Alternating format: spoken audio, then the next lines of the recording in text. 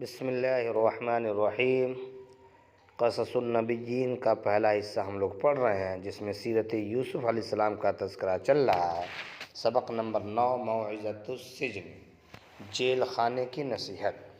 ودخل یوسف السجن وعرف اہل السجن جمیعا ان یوسف شاب کریم، اور یوسف علیہ السلام جیل خانے میں داخل ہوئے اور جیل کے سبھی لوگ پہچان گئے کہ بے شک یوسف علیہ السلام ایک شریف نوجوان ہیں۔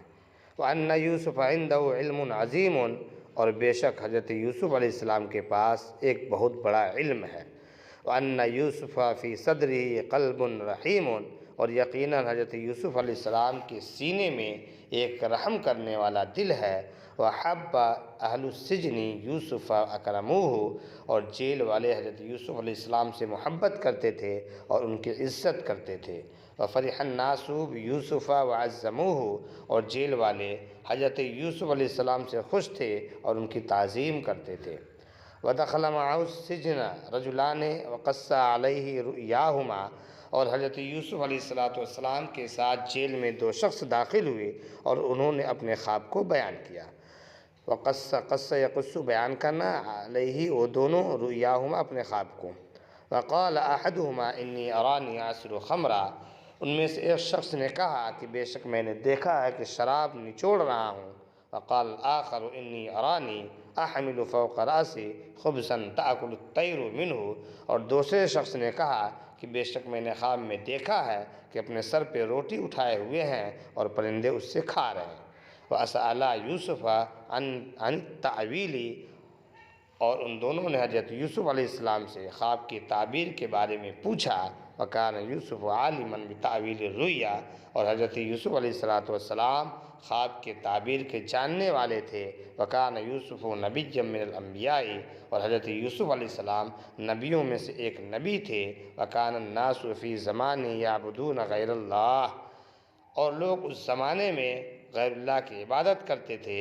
وَوَضَعُوا أَرْبَابًا كَثِيرَةً مِّنْ عِنْدِ أَنفُسِهِمْ، اور لوگوں نے بہت سارے رب کو گڑھ لیا تھا اپنے پاس سے۔ وضع یزوم، گڑھنا، ارباب رب کا جمع ہے، جس کے معنی آتے ہیں بہت سارے رب، کثیرن بہت زیادہ رب، من عند انفسہم اپنے پاس سے۔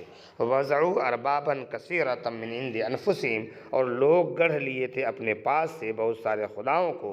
وقالوا ھذا رب البر، اور وہ لوگ کہتے تھے یہ خشکی کا رب ہے۔ وھذا رب البحر، اور یہ سمندر کا رب ہے۔ وھذا رب الرزق، اور یہ رزق کا رب ہے۔ وھذا رب المطر، اور یہ بارش کا رب ہے۔